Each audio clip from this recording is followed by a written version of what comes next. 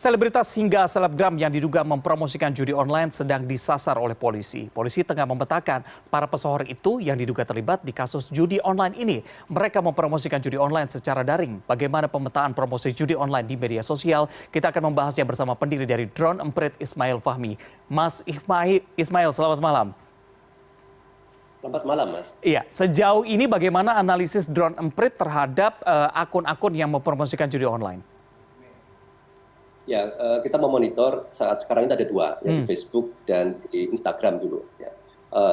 Dengan data hanya 4 bulan, mulai dari Mei sampai akhir Agustus ini, saya mendapatkan ada sekitar di Facebook itu 3.500 Facebook page, itu baru page. Kalau Facebook group jumlahnya mungkin sekitar sama. Kemudian kalau di Instagram itu sekitar hampir 5 ribuan.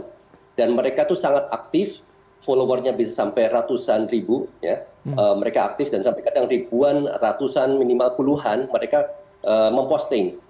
Postingannya itu kalau orang lihat itu seperti pura-pura, ya. Misalnya informasi tentang bola, informasi tentang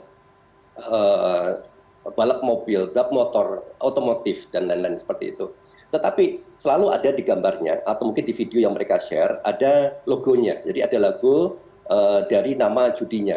Ada 2 jenis judi ya namanya, yaitu slot dan gacor. Ya tadi kalau sebelumnya banyak orang mengira itu kan permainan game ya.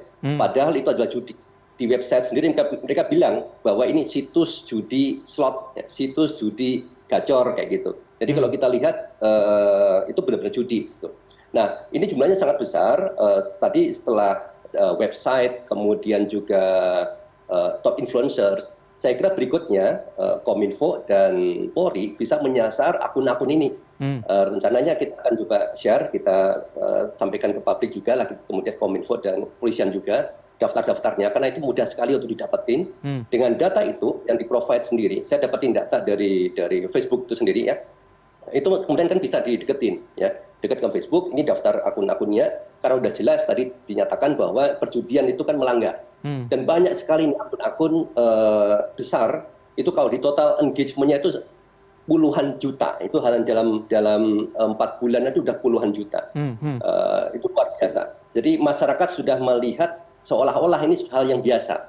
Di Facebook group misalnya itu, mereka sudah berdiskusi, saling share informasi tentang ini seolah hal yang biasa.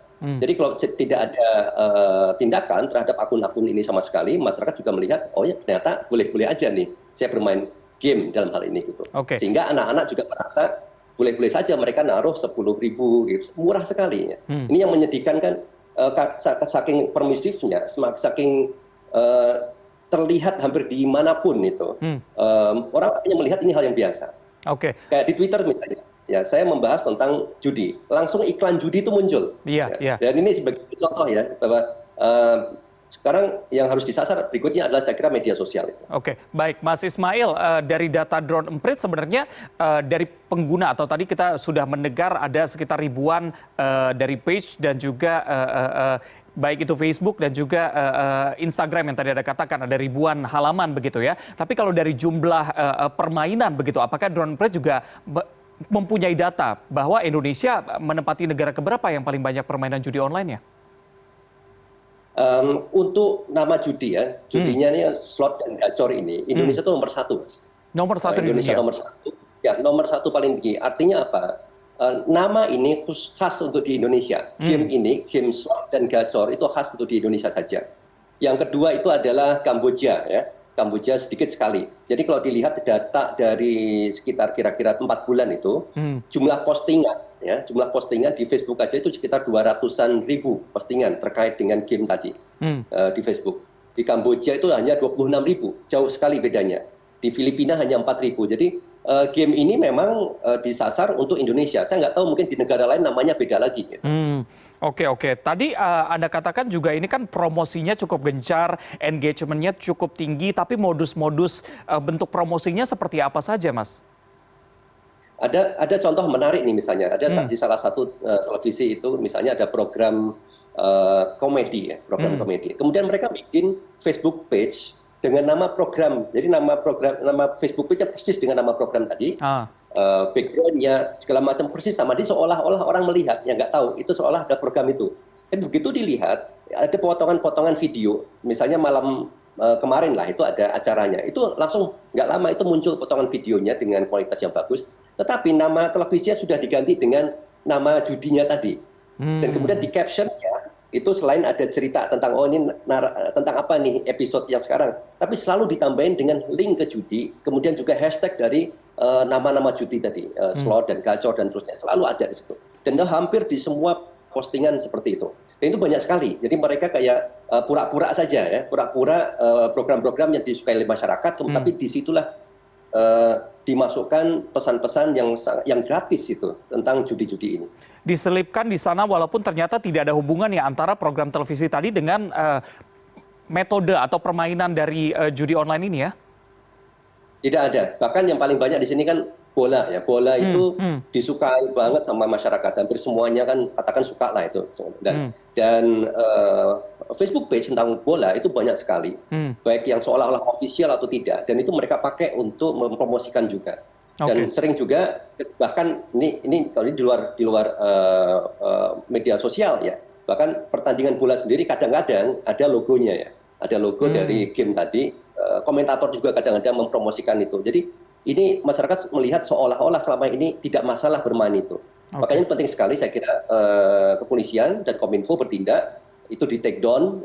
Saya kira Kominfo bisa kerjasama dengan Facebook ya, kasih list aja itu ada 3.000 sampein ke mereka take down semua gitu. Oke, Mas Ismail, dari beragam influencer, artis yang memang diduga terlibat mempromosikan ini, tipe mana yang memang paling banyak atau paling berpengaruh? Misalnya ada penyanyi dangdut, ada juga yang berhubungan dengan olahraga, mungkin lebih dekat atau pengaruhnya lebih besar begitu?